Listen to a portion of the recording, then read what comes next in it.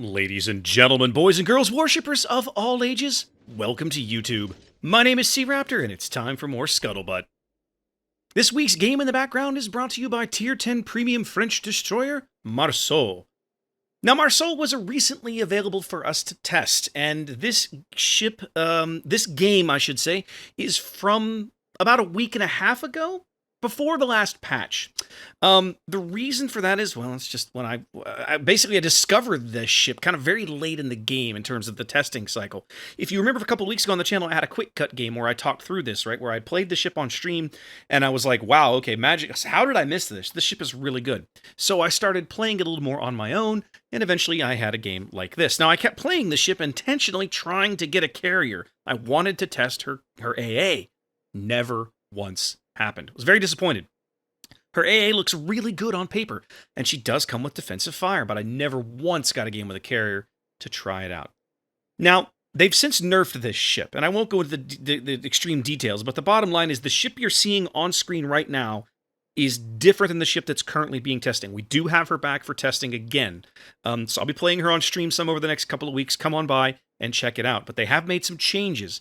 Her shells reload slower. The velocity is less. They take longer to get on target, basically. And I think they nerfed her torpedoes a little bit. I have to go back and check. Anyway, but basically, what is a Marceau? A Marceau is essentially a Kleber with Colbert turrets, right? It's the same hull and very similar, like almost identical handling characteristics to Tier 10 Tech Tree French destroyer Kleber, except that the turrets are no longer the 139mm guns. These are 4 of the dual 127mm, I think they're 51 caliber turrets, something like that. They're not the 127-38s like you're used to seeing on the American destroyers.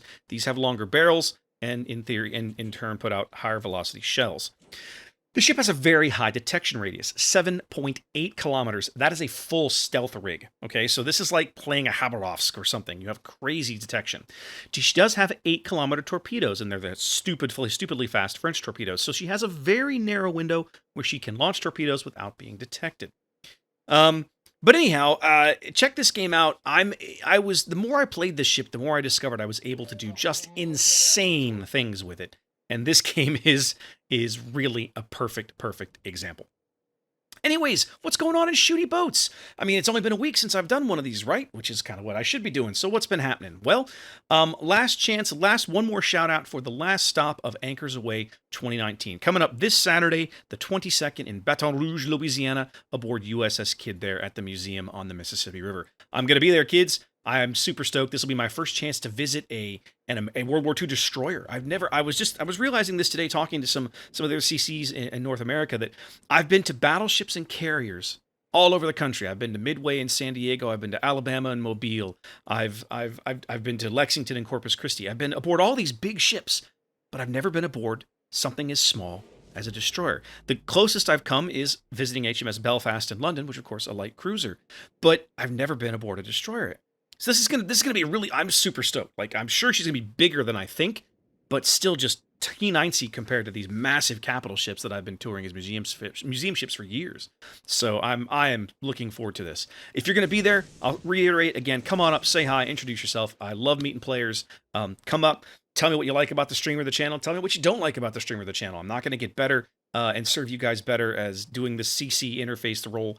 If you don't tell me what I'm doing, not doing well, like what do I need to be doing better? So post down below if you've got suggestions. I take criticism, guys. I'm not one of these people that thinks that any criticism I immediately reject, right? But I will say this: it's all in how you word it, right? Word it as a suggestion or an ask. Don't come in and tell me I suck. I'm probably going to blow you off. Anyways, and guys, keep in mind, the Anchors Aweigh 2020 tour starts literally end of March. They are not wasting time. They're going right away to USS North Carolina last weekend in March in Wilmington, and then the tour just keeps rolling after that. So make your plans, come on out, and hit up one of these events. They are a ton of fun. If you've been hanging out on YouTube with some of the other CCs in North America, you've probably seen a series of videos last week come out from fellow North American community contributor No Zoop for You. Now, some of this was loosely based on a graph that I had built. So I got to back up and give a little background here. There was a forum conversation that was happening in about last November regarding players leaving the game. And there's a website out there, and I'll link it down below. Hell, I'll link the forum post down below. It's very easy to see the logins by server, the daily logins, by hour, by server, since literally the day the game went live in July of 2015. And this data is public. This is not secret stuff. So in the middle of this, discussing and kind of arguing people in this thread, I sat down, I built a little Excel spreadsheet where I went back in and I took quarter by quarter the average daily login for every server on the globe for every quarter the game's been in release. And I built a little chart out of it. And somewhere in the conversation about 10, 12 days ago, this came up in one of the Discords that I'm in with several other CCs. And Zoot PM'd me. He's like, hey, you just saved me a ton of work. I'm fixing to do a video on, state of the game. Can I use this chart? I was like, absolutely. So I literally just sent him the whole Excel file. I was like, here, have fun. And then he turned it into a series of videos talking about, what's happening in the game and what's good, what's bad, population-wise, and so on and so forth. I was shocked to see some of the things that I saw. I hadn't realized, for starters, quite how bad things had gotten on the RU server. I mean, RU started off strong, and then has been kind of a steady decline ever since. EU and Asia have held fairly steady, maybe gentle down curves, but not extreme ones. And NA, on the other hand, has had over the life of the game, almost 5 years now, a small, steady increase over time, right? Which I think is awesome. I think that's a testament to the quality, and Zoot made a video about this, but I think it's a testament to the quality of the community team you have here on NA and the types of events they run, like Anchors Away. So he made that video, just kind of going over things. And then he made another video basically saying his theory was that the reason the Russian cruisers look so OP right now, this Russian cruiser line that they've teased, but haven't actually started internal testing yet, it's just they've thrown stats on a wall, and people are freaked out about it, is that they're going to make all these ships grossly OP because they want to, and recent releases like Kremlin, Smolensk, and Stalingrad have been OP because they're trying to lure back in their Russian player base. I don't necessarily agree with that viewpoint. I mean, it would be a better argument to make if it had worked. But if you go back and you look at the population numbers, Russian battleships came out in, I think, late second quarter of last year. You can look at the data and see there was no corresponding interest uptick in population from the RU server. So, and we talked about this again, kind of, privately a little bit, was like, I kept saying, this gambit, this argument only holds water if it works. Like, if they've tried it before, if they released the Russian battleship line and it brought an uptick in population on RU, then the idea of continuing down that road has some merit. But they released the Russian battleship line and it really didn't bring an uptick on RU, so I don't believe that the reason you're getting a Russian cruiser line split and all this rearrangement, I don't think has anything to do with Russian players at all. He disagreed, that's fine, he made his video. And then he got a little bit of a heated, snarky response from Sub Octavian. Of course, Sub now the executive producer of the game in St. Petersburg. And that video came out this morning. I'm recording this Monday night, so this earlier Monday, Zoot put out a video where he talked through the responses that he got from Sub. And it's actually a really good conversation to be having. It does give you a little bit of an insight, kind of what's going on behind the wheels. Like, why are things happening kind of the way they are?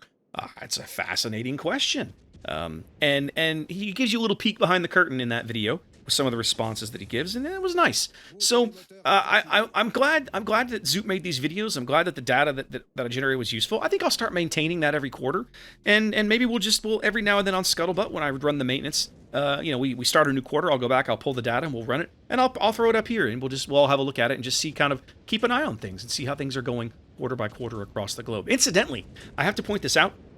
Asia, by the way, is experiencing a huge resurgence in population. Now, that might you could argue that has to do with the whole coronavirus situation and the quarantine in China, except China has its own server, right? Which has nothing to do with what we are doing. They're back in 7.9. They're like two plus years behind us.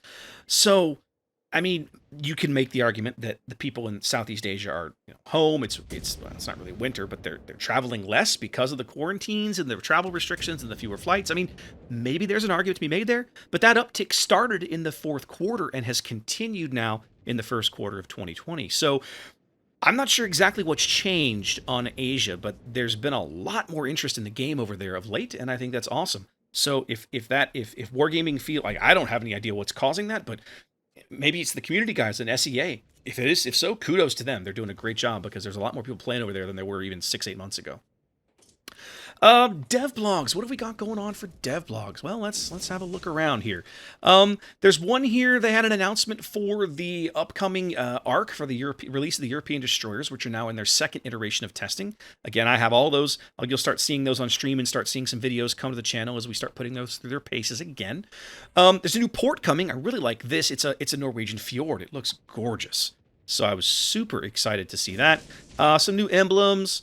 The new collection. Now, this is near and dear to my heart. There is a new collection coming dedicated to King of the Sea. I was so stoked to see this, and I'm pretty sure they're going to have this out in time for King of the Sea 10, which should be starting towards the end of March. So, yeah, super awesome. And, of course, we're getting a unique European commander.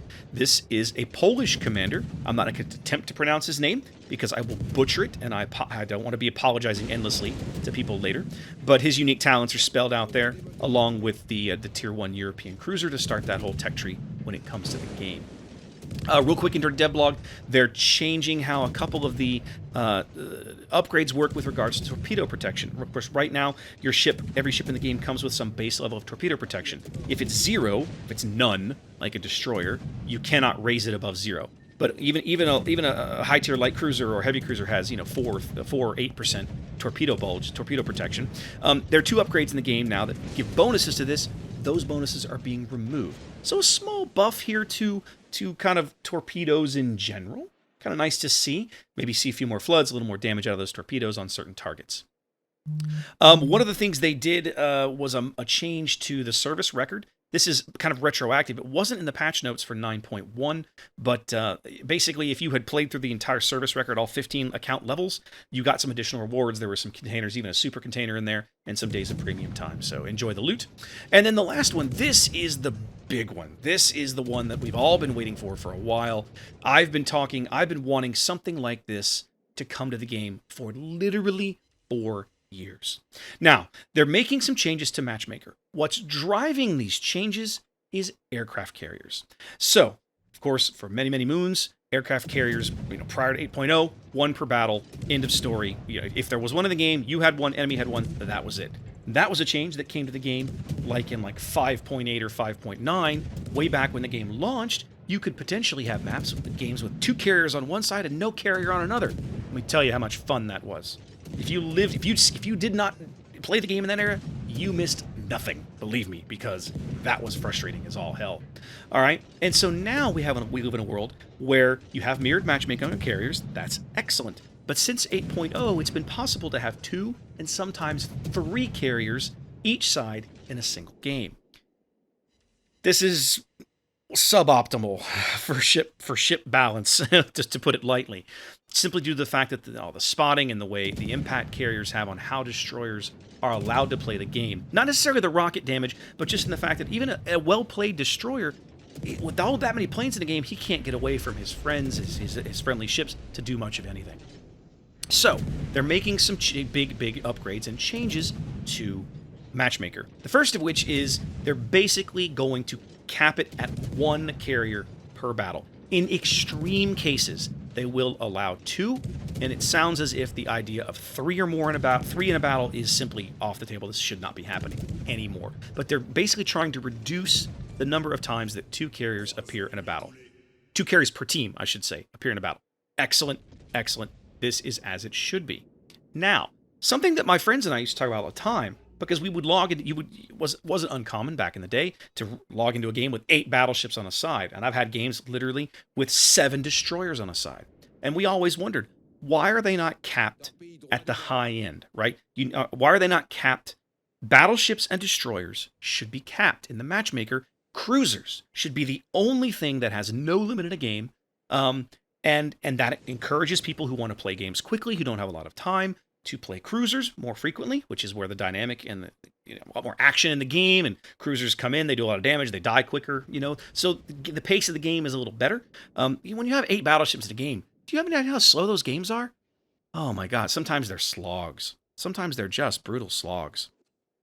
And so, here we are, almost 5 years on, Wargaming is making some changes in this regard. They're going to start capping the number of battleships and destroyers that matchmaking will pair up in a single battle, and start capping the number of both max tier ships and low tier ships. The reason for this is, how many of you, and this has probably happened if you've ever played a tier 8 ship, it's probably happened to you at least once, if not dozens of times. You've zoned into a battle, you're the only tier 8 ship on your team. Everybody else is tier 10, or even tier 9 or 10. And you're it. You're the lone bottom tier schmo. Now, if you're a bottom tier battleship, you shrug, you get on with life. You've got a lot of things going for you. If you're a bottom tier destroyer, or God forbid, a bottom tier cruiser, sometimes that can feel really, really bad. They're doing away with this. What they're going to do is they're going to set it so that if you are a bottom tier ship, you have at least 2 other people on your team that are bottom tier with you, which means with mirrored matchmaking, so does the other team. They're doing the same thing at the high end, so that they'll cap out the number of top tier ships in a battle, so that you don't get, you don't have like eight tier 10 ships and like two tier 9 ships, right? So anyway, I encourage you to go read up about these matchmaking changes. I'm probably not doing the greatest job of describing what's going on, but it's really, really important, and it's long overdue. So I'm super stoked to see this come into the game. One other post on Reddit worth investigating. Sub Octavian was recently doing one of his famous Q&A sessions. Lots of good info in there. Go check it out. Read through the thread. Lots of back and forth. He's very candid. He doesn't pull punches. You may not always like his answers. That's fine. He doesn't expect you to like everything he says, but it is important that the guy literally in charge of making the decisions that run the game is interacting with players and having these Q&As and taking the time to answer questions and talk to everybody. So, go spend some time and read up on what he's got to say if you're interested. What else have we got going on? Last, we have some very, very sad news for those of us here on NA, and that is the departure of Femininely from the NA community team. Fem joined the community team in Austin shortly after they moved there, and I want to say in second quarter of 2018, like May or June, April, March, something like that. Sometime in the first half of 2018, she joined the team, and she has been there ever since, busting her ass, doing whatever she's been asked to do, from organizing a lot of these Anchors Away events and helping all that stuff go on in the background. She used to do 3 streams a week. She's been a forum moderator. She's helped us. She's been a producer for King of the Sea and various other tournament streams. Just a myriad of things. She is a true jack of all trades when it's come to the community of this game, and she will be sorely missed. So guys, do yourself a favor, do her a favor. Drop by her stream, drop by Twitter, go visit the forums, say thank you.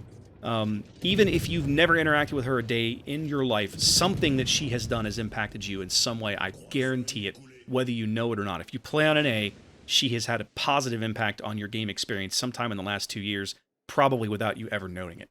So go say thank you. Wish her well. I don't even know where she's going yet. She hasn't said. We'll find out eventually. She has said she's going to continue to stream, which is awesome. And so you'll be able to go by and say hi, and apparently she's going to keep playing boats, which is, good for her. But losing her off the NA community team is going to be a real sad. She is going to be what she said she was going to be at the USS Kid event this coming weekend. Is kind of like her last hurrah. So I'll try and get a little interview with her or something like that to throw up on the channel, included in my video about the event or something. So, but definitely, sad times here on NA. She's going to be missed. She leaves some big shoes to fill for the 2 guys that, of course, only recently joined the NA community team. That's Calvothe, the new senior community manager, and Hapa Fodder, his minion, his only minion at the moment. So they're going to have to hire somebody to fill her shoes, and I don't envy them. They've got a lot of work to do. Anyway, guys, that kind of covers what's been going on in the last week or so. You can see here the game in Marceau winding down. This game was utterly ridiculous. This ship is ridiculous. I see why they nerfed it. I'm glad they nerfed it. If this thing came to live like this, it'd be a monster. But it is fun to play. So I'm really curious to check this thing out in her new nerfed version. We should have that in port. So drop on by the stream or hang around on the channel, and I'll get some videos up in the next couple weeks, and we'll show you what she looks like now. In the meantime, guys, thanks for watching. I hope to see you in Baton Rouge this weekend. Otherwise, laissez les bon temps rouler. Be safe out there, and I'll catch you next time.